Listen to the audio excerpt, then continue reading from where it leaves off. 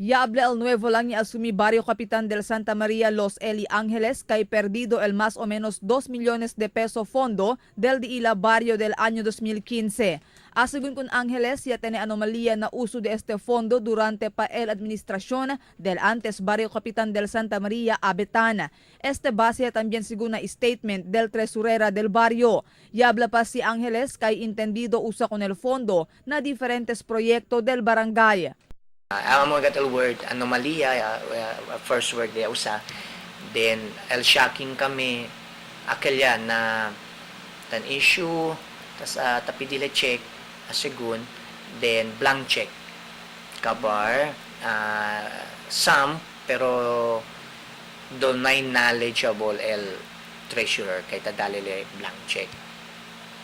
Kumpiyansa lang tamin le. El treasurer that issue blank check. Si Kap.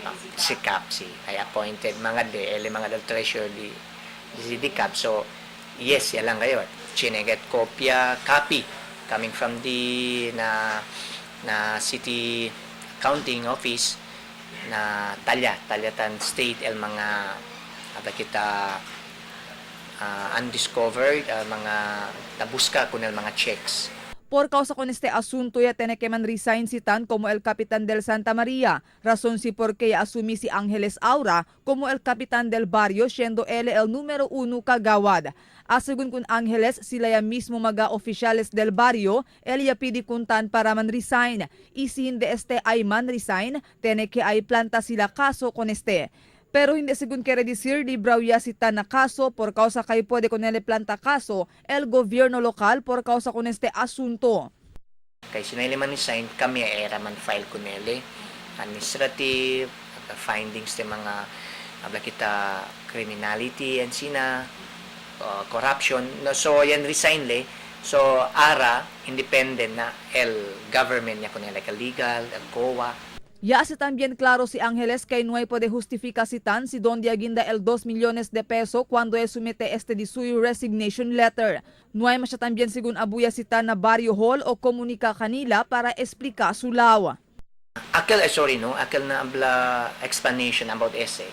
Nay mayali, hindi nali, actually supposedly last Monday, twice, last Saturday and Monday we had a kita regular session, especially last Monday with the presensya de DILG. Pero he never showed up.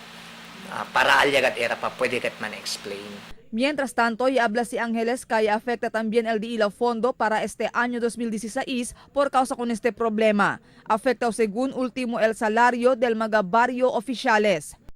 3 months ago, we were able to receive. Pero sad to say, este era coming 2 months, April and May, no hay pa. So approaching al June, no hay pa. So pending ka namon el COA na hindi kat sila ka namon man uplift unless si Sera Libro al 2015, which amoy akil findings de accounting. Asegun con Ángeles, prioridad de suyo ahora para arreglar con este problema, a ver para poder también opera en buenamente el Diila Barrio. Ya procura también el news team saka el lauditan pero no hay kami con este puede encontrar. Marifita Mayo, Dateline Zamboanga.